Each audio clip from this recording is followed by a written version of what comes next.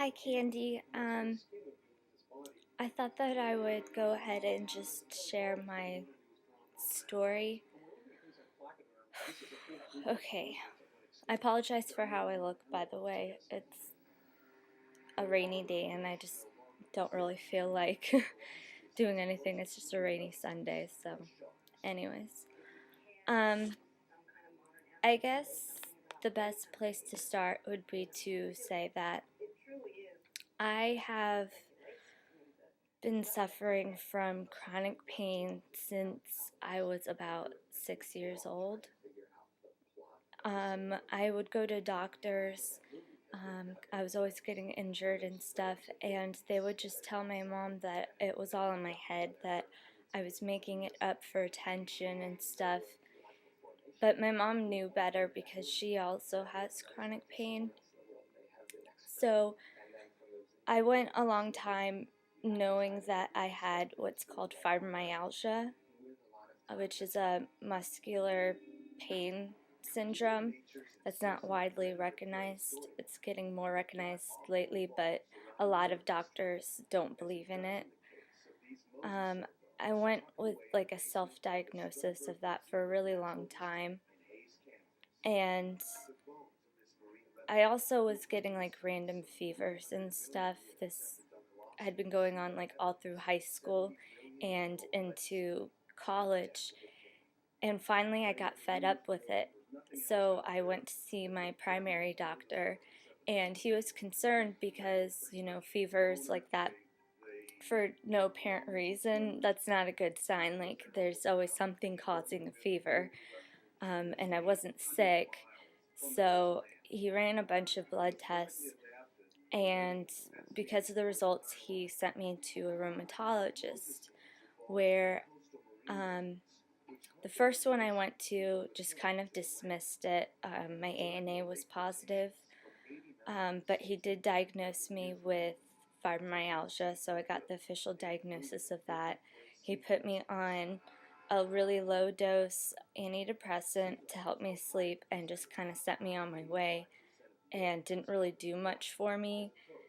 So I decided to switch doctors because I felt like I wasn't getting recognized or anything. He was kind of old, so I mean, he wasn't really all that great.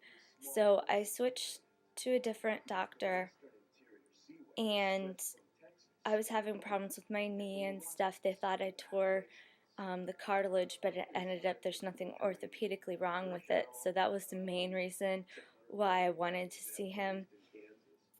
And he ran some more tests, and he told me that he thought I might have lupus, which is an autoimmune disease that, if left untreated, could potentially kill you. But I don't meet all the requirements for it, so it's called undifferentiated connective tissue disease, but basically he treats me like a lupus patient. And so I have that along with the fibromyalgia and all the complications that go along with that. So I'm on a daily regimen of lots of medications. I can show you some of them right here on my tray here. And so yeah, that's kind of my backstory. There at the time there was no real like approved medication for treating fibromyalgia, so I went on a drug called Elavil to see if that would help, and it kind of did, but it made me gain a lot of weight. And when I say a lot, I don't mean like just like 10 pounds. I mean like 40, 50 pounds. I got really heavy, and it really messed with my confidence for a long while. But last year around like January, I started to get my confidence back. I decided, you know what, I'm me, I'm young, I want to have fun, I want to find somebody to date, because my last love, it just didn't work out. We're friends, but it wasn't working.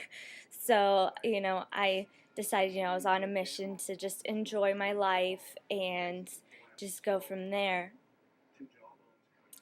And then I met somebody, I'm probably gonna cry now, but I met somebody who wasn't like anything like I was looking for, but in a way that kind of excited me because he was so different. Um, I kind of ignored it a little bit, but we weren't together very long, but while we were together, he became very controlling. Um, he didn't like me to spend time with my friends. He wouldn't like come with me if I was spending time with my friends. He wanted it to only be me and him.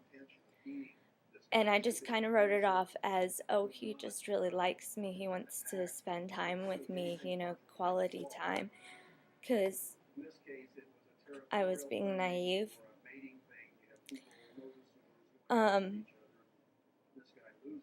While we were together, something happened and I ended up bursting a blood vessel and losing lots of blood.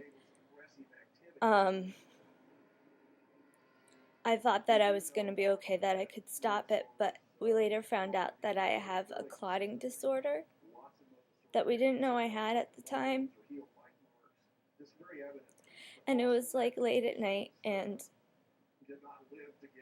I was trying so hard to get it to stop because I'm just, I'm stubborn like that. And finally I started getting lightheaded and I started to pass out. So I started calling out for my mom, but I guess because I was so weak, they couldn't hear me. But one of my dogs, they heard me and started barking, and it woke up my mom and dad, and they were able to come get me and call an ambulance.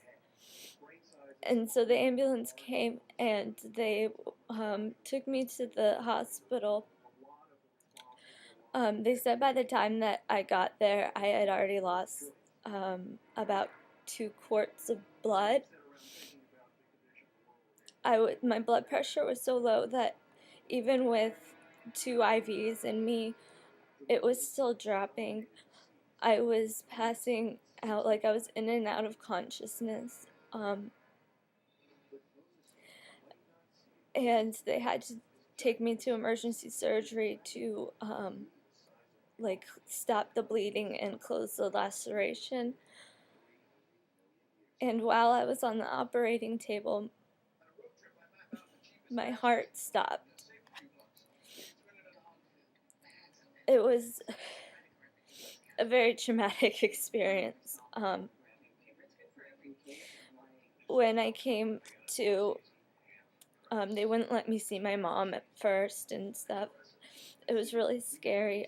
They didn't give me a blood transfusion, which they really should have.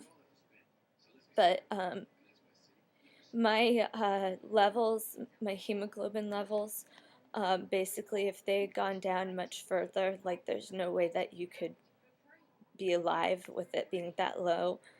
I became extremely anemic. Like the test for the iron in my blood, it was like nowhere, like barely there. It was so low.